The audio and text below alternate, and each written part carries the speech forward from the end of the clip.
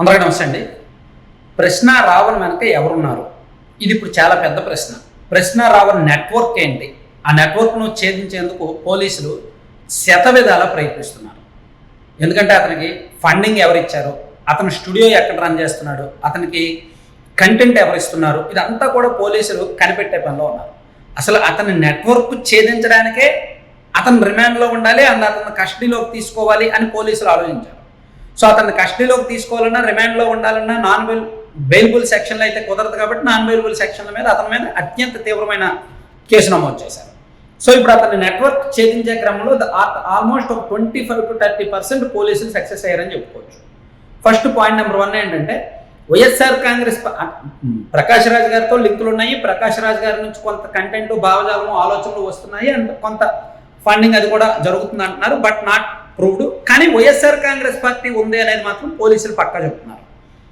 హైదరాబాద్లోని వైసీపీ నాయకుడు ఇంద్రసేన చౌదరి అంట, కర్నూలుకు చెందిన వైసీపీ నాయకుడు, వాళ్ళ ఇంట్లోనే పై ఫ్లోర్లో రావణ్ స్టూడియో రన్ చేస్తున్నారంట, ఫ్రీ ఆఫ్ కాస్ట్, ఎటువంటి అద్దె లేకుండా.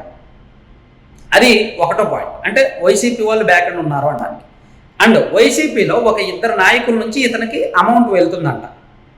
అంటే అది మంత్లీ వెళ్తుందా లేదంటే అప్పుడప్పుడు వెళ్ళిందా అనేది తెలియదు. ఒక ఇద్దరు నాయకులు మాత్రం ఇతనికి ఫండింగ్ కూడా ఇచ్చారు అని పోలీసులు రెండో పాయింట్ గుర్తించారు. అండ్ ఇక మూడో పాయింట్, ఇతను చేసిన కంటెంట్ వీడియోలు చేసిన తర్వాత వైసీపీలో ఉన్న అత్యంత ఒక ఇద్దరు కీలకమైన నాయకులకు వీడియోలు పంపించి ఇది సరిపోద్దా, ఇంకా ఏమైనా మాట్లాడాలా, ఈ మాత్రం ఘాటు చాలా, ఇంకా ఏమైనా గట్టిగా టార్గెట్ చేయాలా, పవన్ కళ్యాణ్ని అండ్ జనసేన పార్టీని టార్గెట్ చేసే క్రమంలో అతను ఈ కంటెంట్ వేరే వాళ్ళకి పంపించి ఇది ఓకేనా, ఇంకా మార్పులు చేర్పులు ఏమైనా కావాలా అని కంటెంట్ విషయంలో కూడా అడుగుతాడంట. అదొకటి. ఇక మరో అంశం ఏంటంటే, ఒక విస్మయానికి గురి చేసే అంశం, ఒక ఇద్దరు మాజీ విశ్రాంత ఐపీఎస్ అధికారులు కూడా ఇతను వెనక ఉన్నారు. నిజానికి ఆ ఇద్దరు ఐపీఎస్ అధికారులకి పడదు, కానీ వాళ్ళిద్దరూ కూడా, ఒకరేమో జగన్మోహన్ రెడ్డి గారి సన్నిహిత ఐపీఎస్ అధికారి, ఇంకొకరేమో చంద్రబాబు గారి సన్నిహిత ఐపీఎస్ అధికారి. జగన్మోహన్ రెడ్డి గారి సన్నిహిత ఐపీఎస్ అధికారి ఏమో యాంటీ టీడీపీ భావజాలం, యాంటీ కూటమి, యాంటీ జనసేన భావజాలంతో ఉన్నారు. చంద్రబాబు గారి సన్నిహిత ఐపీఎస్ అధికారి ఏమో ఫక్తు కమ్మ సామాజిక వర్గం, కానీ టీడీపీ, జనసేన, పవన్ కళ్యాణ్ గారితో పొత్తు ఇష్టం లేదు అండ్ తనకు ఏదో పదవి వస్తుందని ఎక్స్పెక్ట్ చేశారో, ఆ పదవి ఏమో రాలేదంట. సో అందుకని ఆయన ఇంకా ప్రభుత్వానికి వ్యతిరేకంగా రావణ్ గట్టిగా మాట్లాడుతున్నాడు కదా, ఈ రావణ్ మనం ఎంకరేజ్ చేస్తే సరిపోద్ది అని చెప్పి రావణ్తో ఎంకరేజ్ చేశారంట. అందుకే రావణ్ మీద ఈ నాన్ బెయిలబుల్ సెక్షన్లన్నీ పెట్టిన తర్వాత ఆయన ప్రెస్ మీట్ కూడా పెట్టారు అని పోలీసులు అనుమానిస్తున్నారు.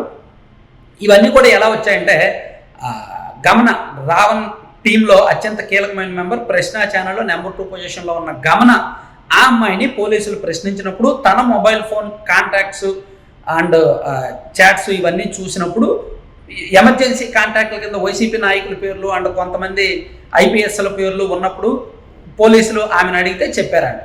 సో ఆమె ఇచ్చిన స్టేట్మెంట్ కొంత ఇన్వెస్టిగేషన్లో ఉపయోగపడుతుంది. సో ఆమెకు కూడా నోటీసులు ఇచ్చారు. ఈ కేసులో ఆమెను కూడా విచారించే అవకాశం ఉంది. ఆమెతో పాటు ఈ అసలు రెంట్ ఏమీ తీసుకోకుండా ఫ్రీగా వీళ్ళకి బిల్డింగ్ ఇచ్చినందుకు, స్టూడియో నిర్వహించడానికి ఇచ్చినందుకు ఇంద్రసేన చౌదరికి కూడా పోలీసులు ఆల్రెడీ నోటీసులు ఇచ్చారు. ఎందుకు ఇక్కడ రన్ చేస్తున్నారు, మీరు ఎందుకు ఫ్రీగా ఇచ్చారు. అలాగే ఇప్పుడు నెక్స్ట్ ఏంటంటే, ఈ ల్యాప్టాప్, రావణ్ ల్యాప్టాప్ ప్రస్తుతానికి ఫోరెన్సిక్ ల్యాబ్కి వెళ్ళింది. నిన్నగాక మొన్న పోలీసులు రావణ్ ఇంట్లో సోదాలు చేసి ల్యాప్టాప్ను, ఇంకో మొబైల్ ఫోన్ స్వాధీనం చేసుకున్నారు కదా.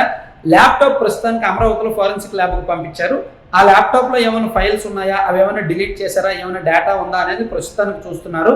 అది వచ్చిన తర్వాత మరింత సమాచారం బయటకు వస్తుంది. ఈలోగా బ్యాంక్ అకౌంట్లో స్టేట్మెంట్లు కూడా తెప్పిస్తున్నారు. బ్యాంక్ అకౌంట్ స్టేట్మెంట్లో ఇతను ఇండివిజువల్ పర్సనల్ అకౌంట్లు కాకుండా కంపెనీ అకౌంట్ ఒకటి రన్ చేస్తుంది. ఆ కంపెనీ అకౌంట్లో కూడా ఏమేమి జరుగుతున్నాయి ఏంటి అనేది కూడా చూస్తున్నారు అనమాట. సో ఇట్లా ఓవరాల్గా రావణ్కి సంబంధించి నెట్వర్క్ మొత్తం ఛేదించే క్రమంలో పోలీసులు ఒక 25 to 30% వెళ్ళారు. ఈ 25 to 30%లో కూడా వైసీపీ వాళ్ళే ఎక్కువగా ఉన్నారు అనేది అయితే పోలీసులు ప్రాథమికంగా నిర్ధారించారు. ఇది నేను మొదటి నుంచి చెప్తున్నా, ఇది ఒక సంచలనమైన కేసు కాబోతోంది. రాష్ట్ర రాజకీయాలను మలుపు తిప్పే కేసు కాబోతోంది. రావణ్ నోరు విప్పితే చాలా పెద్ద పెద్ద మంది పేర్లు బయటకు వస్తాయి. చాలా పెద్ద కుట్ర బయటకు వచ్చే అవకాశం ఉంది. ఆ కుట్రదారులు ఎవరు, సూత్రధారులు ఎవరు, తను అప్రూవర్గా మారిపోయి నాకేం తెలియదు సార్, వాళ్ళు చెప్తే చేశాను, వీళ్ళు చెప్తే చేశాను, డబ్బులకు చేశాను అని తను చెప్పాడు అనుకోండి, ఏం ఇబ్బంది ఉండదు. బయట వాళ్ళు ఉంటారు, పెద్ద పెద్ద తలకాయలు ఇరుక్కుపోతాయి. కానీ రావణ్ అలా చెప్పే టైప్ కాదు. అసలు తన ఐడియాలజీనే అది, తన భావజాలమే అది, anti Janasena, anti Hindu. So తన భావజాలం చెప్తూనే తన భావజాలాన్ని సపోర్ట్ చేసిన వాళ్ళ దగ్గర తను ఏ విధంగా లబ్ధి పొందాడు అనేది మేబీ చెప్తాడు. ఆయన చూడాలి, తన కస్టడీలోకి వచ్చిన తర్వాత ఇంకా చాలా పరిణామాలు జరుగుతాయి, చాలా పెద్ద పెద్ద అంశాలు బయటకు వస్తాయి. అందుకే ఈ సబ్జెక్ట్ మీద వీడియోలు చేసినప్పుడు ఎప్పుడు ఇదే సబ్జెక్టా, బోర్ కొట్టదా అని అయితే మీరు అనొద్దు. ఎందుకంటే చాలా ఇంపార్టెంట్. ఇది రాష్ట్ర రాజకీయాలను మలుపు తిప్పబోతున్న ఒక పెద్ద కేసుగా మీరు చూడాలి. ఒక ఐపీఎస్ అధికారి, చంద్రబాబు గారి సన్నిహిత ఐపీఎస్ అధికారి రావణ్ వెనక ఉన్నాడంటే ఎవరైనా నమ్మగలరు? బట్ అది నిజమవుతుంది, పోలీసులు అనుమానిస్తున్నారు. సో ఇటువంటి సంచలనాలన్నీ కూడా ఈ కేసులో ఉంటాయన్నమాట.